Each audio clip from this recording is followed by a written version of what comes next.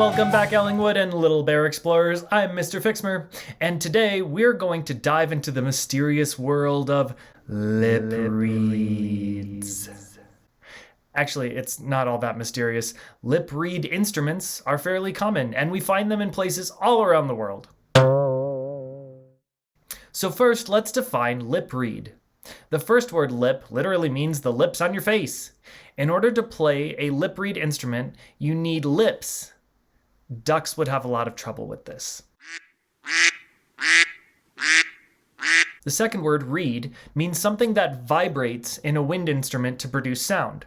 Lots of instruments you blow into have wooden reeds like clarinets and oboes and saxophones, and even instruments that have a bellows that you squeeze air through, like an accordion. They have metal reeds, you just can't see them.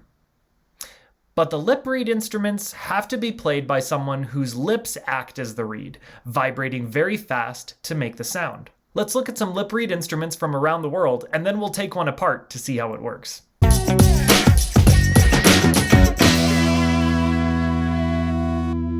First, let's take a look at the instruments our local high school band room has and find some common lip reed instruments there. Here are the lip reed instruments laid out in order from smallest to largest. You might be saying, hey, those are all in the brass family, and you'd be right. All of the lip reed instruments we play in band are part of the orchestra's brass family. At the high end, we have the trumpet. In the middle, we have the French horn and the trombone and the euphonium, or baritone. And at the low end, we have the tuba. They're all part of the brass family, not because they're made of brass, but because they are all lip reed instruments and made of metal. Looking around the world, there are lots of brass family instruments that might be unusual to us in the US. Here are some cool examples of brass instruments from around the world.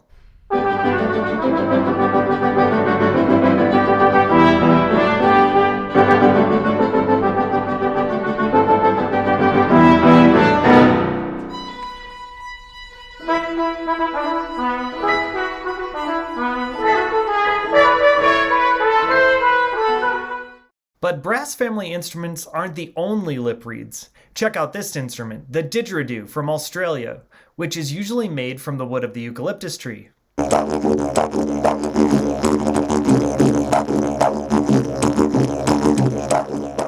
Or this instrument, the shofar, made from the horn of a ram or a bull.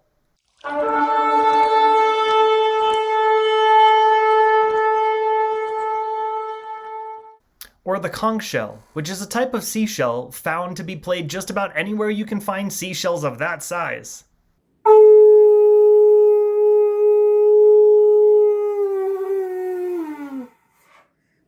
And this one, the Alp horn, made from several lengths of wood, which can be up to 25 feet long. This instrument is often found in places with high mountain peaks, like Switzerland and France and Germany and Austria.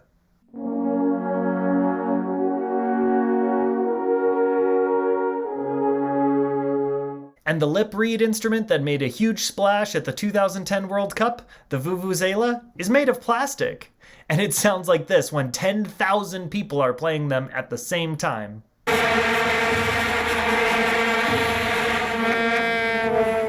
But let's get down to brass tacks. How do you play a lip reed instrument, like a trumpet? So as we said before, the lip reed instrument works when your lip is the thing vibrating. So in order for sound to be made, our lips need to be buzzing. Now, as silly as this sounds, that means we have to make this sound.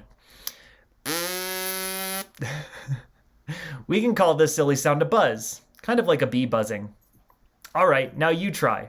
1, 2, 3. Now we need a place to put that buzz. So on brass instruments, like a cornet, which is like a trumpet but curled up a little tighter, we use a mouthpiece. All I need to do is buzz in the mouthpiece, and I get a sound that's getting a little bit closer to music.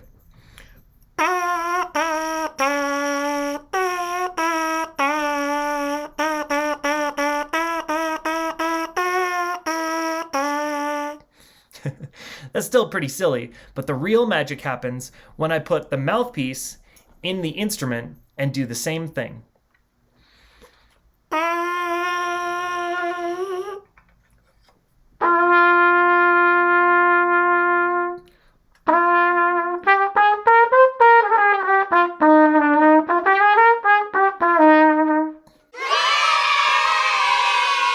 Thanks for joining me today. I hope you learned a lot about lip reed instruments, and now that you know how they work, if you ever find one just lying around, give it a buzz. Just make sure you ask permission first. Until next time, keep exploring the mountains of music, and we'll see you all at the Mount Blanca Summer Music Conservatory in June 2022.